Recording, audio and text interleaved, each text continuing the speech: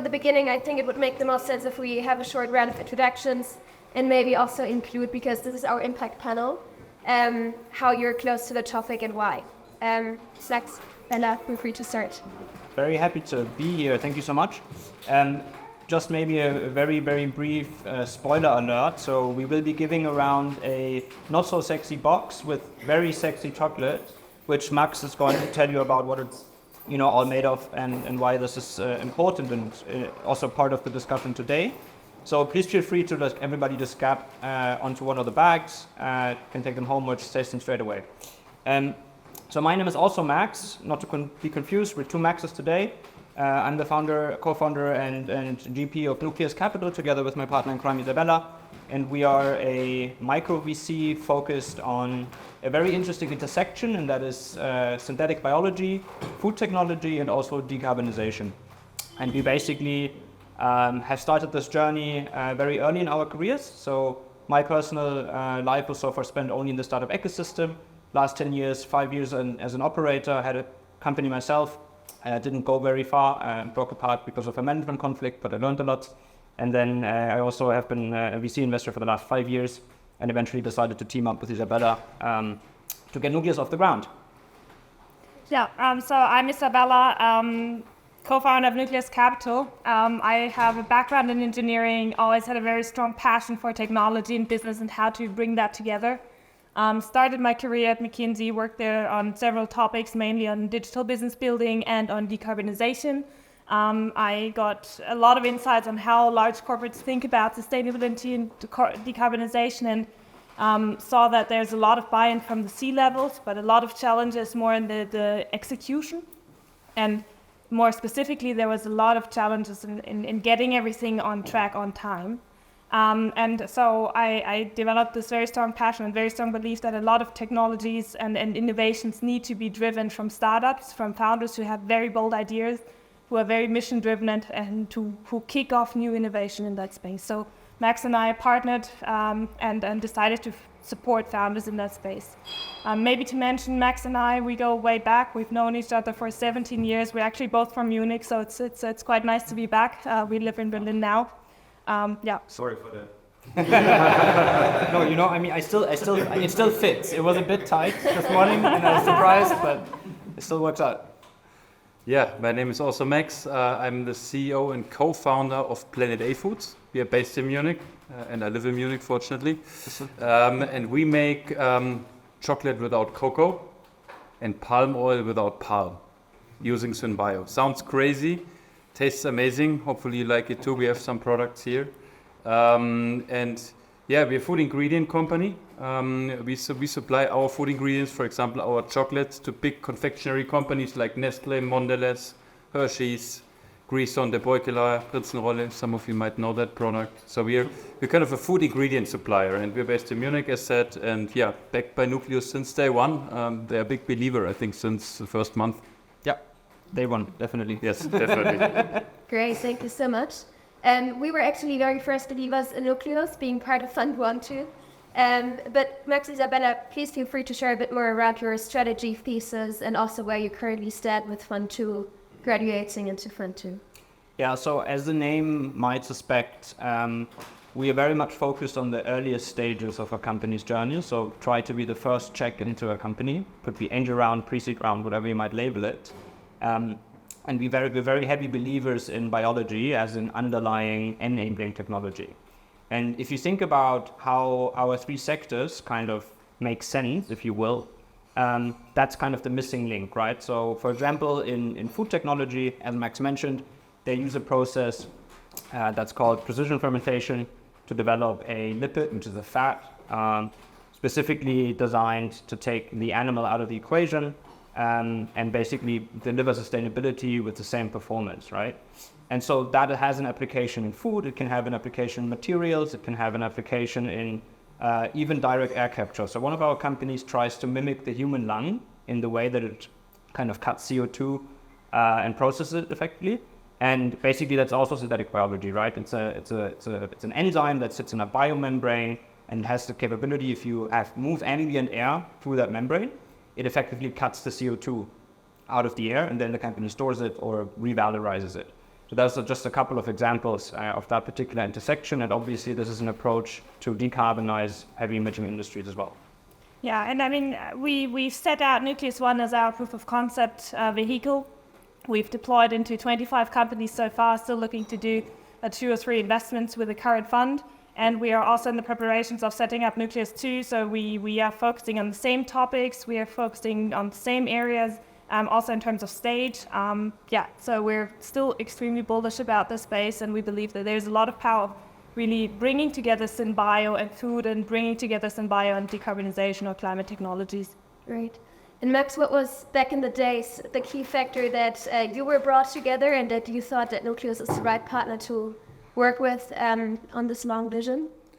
I think generally the idea behind the cocoa-free chocolate was not only decarbonization and climate tech. For us, it was a question of, if you look into chocolate, cocoa, palm oil, and all those ingredients, there will not be enough in the future, right? If climate change hits, and it will hit, 1.5 degrees will unfortunately be crossed of global warming, then we will have 50% less cocoa. And with 50% less cocoa, companies like Mondelez have a big problem. So a $150 billion industry has a big problem because they don't get enough raw materials.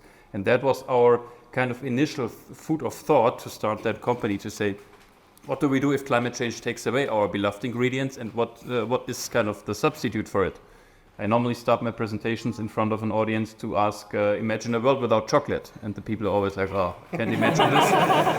And then my pitch starts in a way. So I think for me it's important today to not only talk about climate tech and how we can decarbonize. In a way, for me it's about, I also want to talk about supply chain. I want to talk about costs, and I want to talk about that the world that we have today might not look the same in the future. And that's why we invented the whole thing, and that's why we went into synbio, to find a substitute. And with Nucleus, I think we started the company not being sure about which investors to take, because we were early days, That's what he's saying. and then we made Max, and Max was amazing, because the first time he talked to us, he was like, okay, this is great.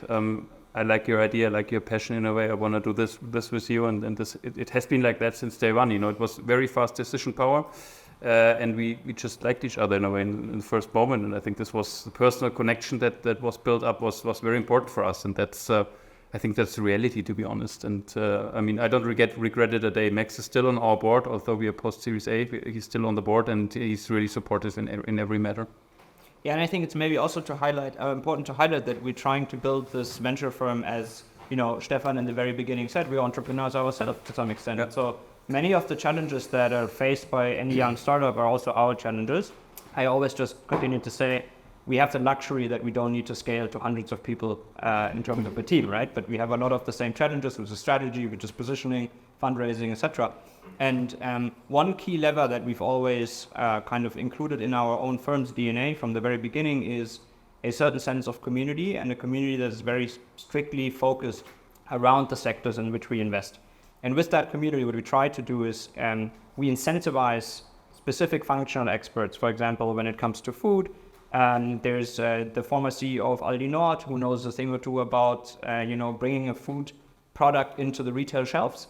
And Andreas, in that regard, is part of our venture advisor group, and he gets carried interest from the fund, and he also dedicates a little bit of time to us. And we have a group of people that are basically, functional experts across science, across patents, across IP, and also across scale-up of science. And we incentivize them, and therefore align them with our mission. And they also support specifically portfolio companies and help them to kind of get off the ground. And I think in Max's case, in the very early days, it was part of patent strategy, IP strategy, but also then getting your own synbio lab here in Munich, right? Because those are the typical challenges these companies face. In the beginning, you sit with a university, you have access to a professor, you have access to a lab, but very quickly you need to scale out of that. And sometimes it's completely cost inefficient. So where the hell do you all of a sudden, in a big city like Munich, build a biotechnology lab with the right requirements, with the right regulatory approval, etc.? And those are questions that we try to help the portfolio founders with, and also avoid some of the common mistakes, right? And we fundamentally believe that this tailor-made support for this particular kind of founder and company does help us move them a little bit smoother towards Series A and then also to scale. And that's definitely true. I mean, we have a lot of now after Series A, we have a lot of investors on our cap table, but Max, my impression is that Max and Isabella are the only ones that really understand what it means to scale a synbio business. There's not much out there really. There are a lot of companies that no, it's true. You know, there are a lot of VCs out there that will tell you we do a lot of synbio, we do a lot of climate tech. In a way, climate tech, yes, maybe, but synbio is really, really special. You need to have a real understanding of the business, of the sector, of the costs associated. Of lab is a big challenge. You know, you don't find a lab. A lab costs 2 million euros if you want to build just one room. How do you do that at a seed stage company? Not possible. Yeah. But you're talking a lot about the technology and synbio itself, and I don't think that everyone knows so much about it. So maybe in some easy words, tell us what exactly are you doing? You should have invited my sister. That's also an interesting point about the company to mention. So I founded it with my sister. She's actually the brain behind the technology. She cannot be here today because she has to do quality testing for another customer. Actually, it's like beer brewing. So you can imagine you have a big tank. In that tank, you have sugar molasses, sugar molasses or sugar or glucose or something like that. Then you have specific yeasts in there, like similar to beer brewing. The difference is that our yeasts that we have don't produce alcohol, so they don't convert the sugar into alcohol. Instead, they convert the sugar into molecules that form fat. So what we can basically do is we can make fat, in our case cocoa butter, out of sugar molasses or glucose. And we can, by that, transform local ingredients into kind of tropical ingredients. And by that, we can do palm oil, cocoa butter, even coconut oil. We could do pretty much every oil and fat that we want with our yeast-based approach. So you can also call it a brewed fat, and that's what we basically do. And maybe what's important to mention here is this is not at all science fiction to that regard, right? The core technology has been around for ages. Like, for example, insulin was made with a technology that's called recombinant protein expression, which is effectively what Maximilian is also doing, and Sarah. And insulin has been made in the same way for 40 years, right? So the thing that has shifted, and why we believe synbio is just such a big opportunity today, is three things. One, we've moved away from a company formation mindset that back in the day has always meant you're a biotech, you need 50 million, we will give you 20, you give away half of your company straight from the get-go, and that kind of just leads to misaligned incentives over time. That was a very traditional biotech funding model of the past. Today, we see the typical Y Combinator model, if you will, applied to biotechs as well, and there's the reason that's the case is I will need to in a second, but basically what it means is take a little bit of money. In the very beginning, Max, I think the first round that we invested in, you raised 460,000? Something like that, yeah. Something like this. And so get a little bit of money, get started, have proof points, develop a product, iterate fast, learn fast, and kind of stage gate the development towards a larger round, and obviously then also towards scale-up capacity. And that's a mindset shift, and that has gradually taken over the last 7, 8, 9, 10 years, was influenced by Y Combinator, the famous incubator in the US. And that's today applied to biotech. The second reason is, how many of you in the audience are familiar with something called the Carlson curve? Okay, you know the Moore's law? Okay. The Carlson curve is basically the Moore's law for biotechnology. It effectively dictates that every 2 years, our capacity to sequence DNA is increasing, right? And that's in inverted basis, that means the cost is shrinking. So just to give you a little bit of an idea, in 2007, it cost about $1 million to sequence the human genome.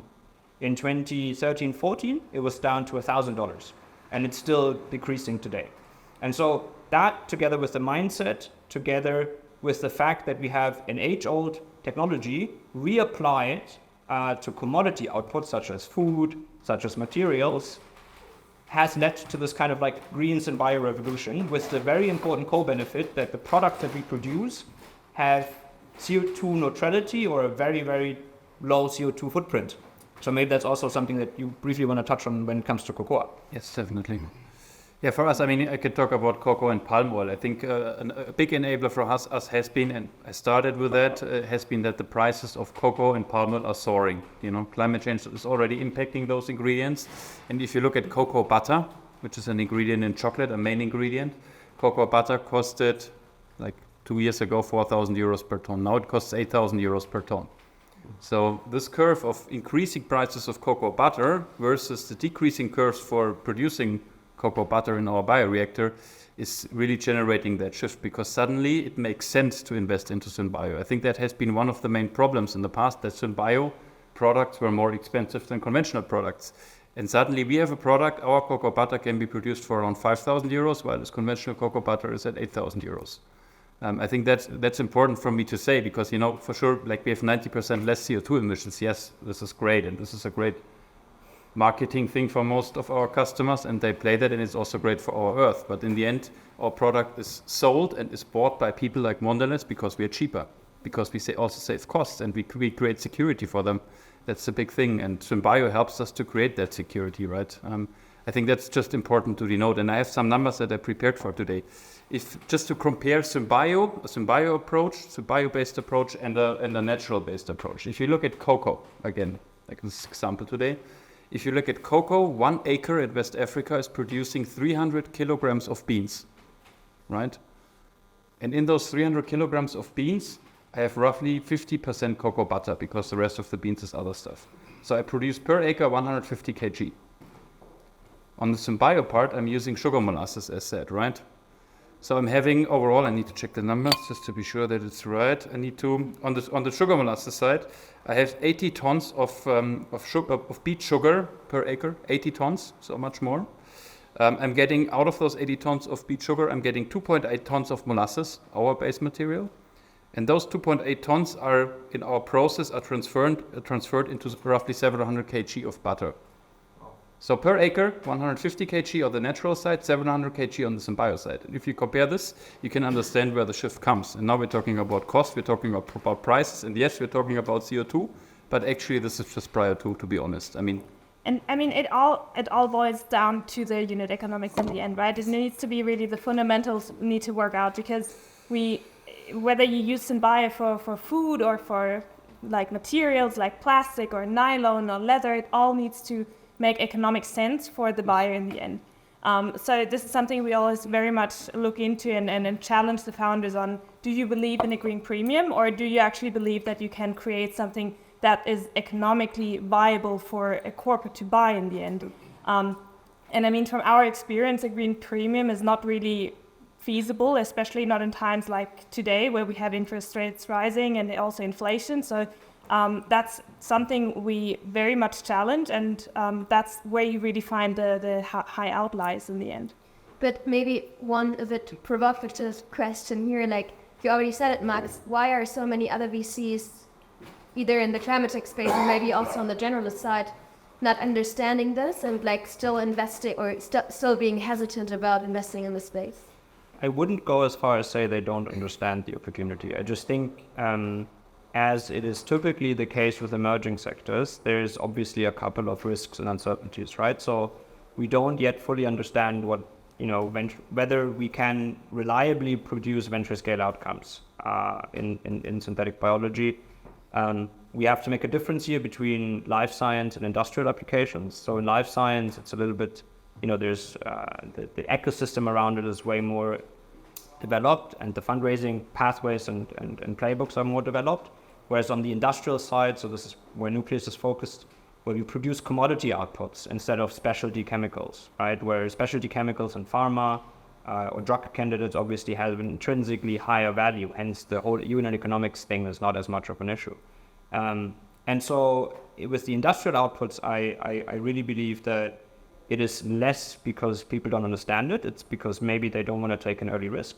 And it's also because most venture capital firms have traditionally been built on know-how and knowledge that is centered around software as a service, and these kind of dynamics and playbooks, right? And that has been what has driven the growth of venture in the last 20 years. And I'm not saying that growth is particularly over, but I do believe that in the context of climate change, the physical and the software world will ever more converge. And so we're talking bits and atoms, so not just bits.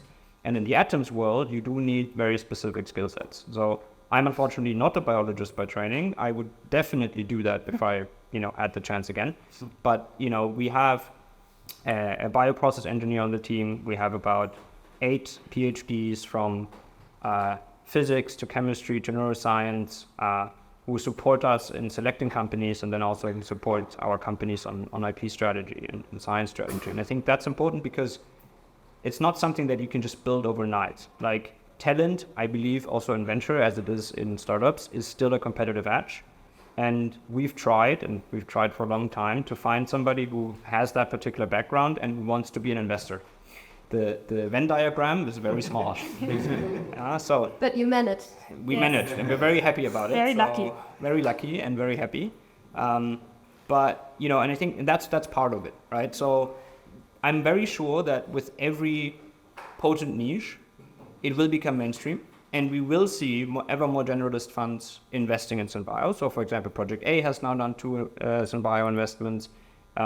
There's a bunch of firms in the Berlin bubble, if you will. Earlybird has done like 3 deals. So they're starting to tag onto it. Yet whenever we interact, it's always a little bit funny because you do notice that they actually don't know that much. Yeah. I'm not saying the investments are bad. Time will tell, right? But like there's still advantage in being specialized, being early, and then helping the bigger funds to also understand which targets to potentially pick.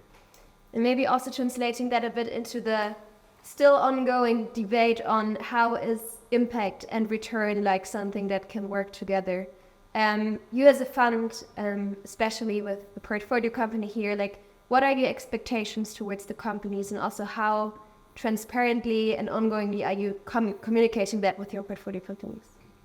Yeah, I mean, we are focusing on topics that have a positive impact on our world, but we're not considering ourselves as a classical traditional impact fund.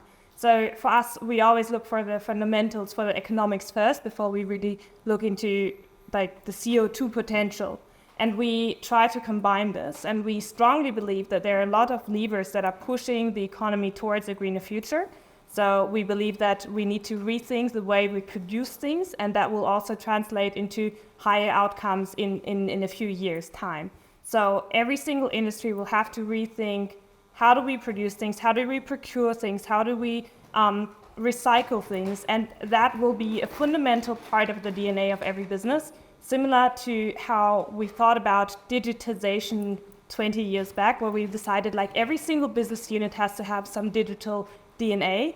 I believe that at some point, every single business unit will have to have some kind of impact or climate-friendly or bio DNA.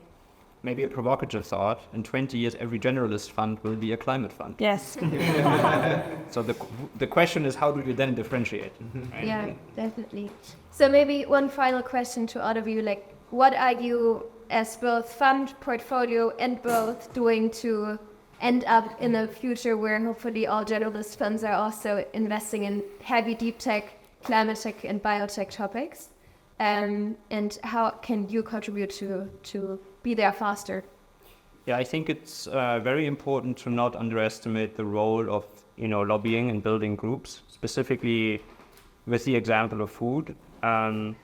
Unfortunately, Germany has one of the strictest food laws in the world. It's good for consumers, but it's bad for innovation because, just to give an anecdote, chia seeds, who most of you know as part of a very healthy breakfast, took 7 years to go through regulatory approval. 7 years. Just let that sit for a moment. And now let's have a very complicated, highly technical, synthetic biology, microorganism producing a nice molecule that eventually will be eaten. Go through that same process. Without traction, without any product sold, any product on the shelf, that is a death sentence to any startup that's trying to do this. And so I've sat quite a bit with German politicians, also the Green Party. It's difficult because it's a generational shift that has to happen. There's a lot of sentiment around, we need to protect the consumer, but the short side of this is every good company will need to raise money outside of Germany, and they will do so in Asia, and they will do so in the US, and they will also hit American or Chinese markets before they can produce the stuff here. Luckily, in Max's case, we found a way to produce the chocolate without having to go through the regulatory hurdles. That's a very unique attribute for a company like this. This is also the reason why after only 2.5 years, you can buy Max's chocolate as an ingredient nationwide at Rewe, which is a huge achievement for a biotech company if you think about it. But this is like one of the main things that we as a community can do to really try to raise awareness here. And it's difficult, it's slow, but it needs to be done. And we're lucky that we have a couple of outstanding founders who do this together with us. Any final thoughts of you, Max, like on the topic? I mean, what can I do? I can make it a success, you know. Like, yes, I can. The lobbying is very important, but in a way, I think the main lever that is important for me is just making it a success. Sell is we think in tons, you know, and I wanna sell 2 million tons of chocolate in the future. If I can do that, it will be a success, and it will be a showcase for anyone else, right? Yeah. I mean, yeah, great. That's my main focus. So while everyone can try the chocolate, feel free to ask questions. Just raise your hand and go ahead. It's for people what? What do you mean? Well, I speak a little bit. Well, yeah. So as a recovering software investor, one thing you said that really struck a chord is that the cost curve is coming down very quickly, but there are clearly still a number of bottlenecks to really kind of scaling synbio companies commercially. I think back to when I founded a cloud software company back in 2008. We had to screw together the servers, install them in a server rack. There was no AWS where we could just press a button and spin up a bunch of server instances. And I wonder, are you seeing kind of the infrastructure getting to a level of maturity to where it's becoming almost plug and play to develop and scale synbio companies? Or is it still too company specific to where you do end up having to kind of build out your own infrastructure or partner with breweries that have fermentation tanks, etc.? Yeah, I think this is probably the question. That's the elephant in the room. It is absolutely fair to say that most synbio companies in the world have not yet reached industrial scale. Now there's a couple like Perfect Day in the United States and a couple of others who are rather closer to achieving this. And the main reason is, the reasons are twofold. So one, we don't have enough existing infrastructure to meet the demand. So to some extent, you would argue we need to create new hardware. And we're not just talking about, some components to a robot or, whatever other analogy you might draw. We're talking about hundreds of millions that goes into production facilities, industrial scale, 200,000 liter steel tanks, several of those, right? And that's a very big hurdle, and it's something that we both, as VC investors, do not like, because it's tough to finance. Nevertheless, we have, for example, invested in a company called Planetary, who have effectively found a smarter way to retrofit existing infrastructure, and they're doing so with a large Swiss sugarcane refinery, where they have basically a brown field that they, to some extent, need to tweak just a little bit, so it's about 50% less of the cost. And then obviously the challenge here is about attracting that money to do asset-backed financing, etc. So the infrastructure part is one. The other one is we do see that inherently efficiencies in bioprocesses have gradually and very quickly increased over the last 5 to 6 years. So I fundamentally believe you have to see these kind of innovations in waves. Simply, the best analogy is probably Tesla, right? The first Tesla, very premium. Today, the third generation, the mass market car, on the back of process efficiency, on the back of automation, yada yada. The same is true for synbio. We've seen bioprocesses inherently become more efficient because there's a very strong convergence between software and biological data sets, which is something that in 10 years ago it was very hard to do, because if you think you have 5-6 different tanks, there's different kind of like data output, it's different format. You can think of it as a CSV file versus another file, and it's hard to harmonize. So that has definitely been something that a lot of like innovation has, worked on and kind of fixed to some extent. So that's a contributing factor. And the other factor is we have better tools. So if you think about genetic engineering, if you think about CRISPR, if you think, all of these kind of innovations, synbio founders today have simply a better tool stack. And all of that compounds and continues to compound. And the translation is we have, better yields. We start seeing continuous fermentation to become a thing where you don't have to, deal with contamination, where you don't have to deal with oxygen transfer between steel vessels. And all of these kind of like little things that are seemingly unimportant over time as they compound, I fundamentally believe will enable that industry to become scalable. And the critical point is now the intermediate step. And what we do see here also, specifically in Germany, we do see partnerships where breweries like Bitburger have teamed up with a company called Mush Labs, slightly larger scale. They're like Series B plus now. Founder is a very good friend and also an advisor to the fund. And the partnership is amazing because Mush Labs essentially grows mushroom cells to do meat alternatives, and they can grow it, as Max said, in the same tank as the beer is being, brewed. Without it, there's no, there's less risk of there's no contamination issues. It's not a cell culture, it's different kind of like setup. And Bitburger allowed them to test it, to do a couple of runs. And at the same time, they found a really perfect circular model where they can use the brewery waste, so stuff that effectively Bitburger is throwing away. They figured out that the mushroom cells grow perfectly on the brewery waste as a substrate, basically the feedstock. And so they take the feedstock they take the waste of the brewery, feed it to the cells, put the cells with the feedstock in the brewery tanks, and it's effectively a win-win-win, for all of them. And so now we basically have a pilot facility inside the Bitburger brewery that is economically more valuable to Bitburger brewing beer because beer has very thin margins, and at the same time also getting rid of their waste problem. And so those are just very early days still, but those partnerships do exist, and as long as there's entrepreneurship and DNA in some of the older families who have the infrastructure, it's possible to do these things, right?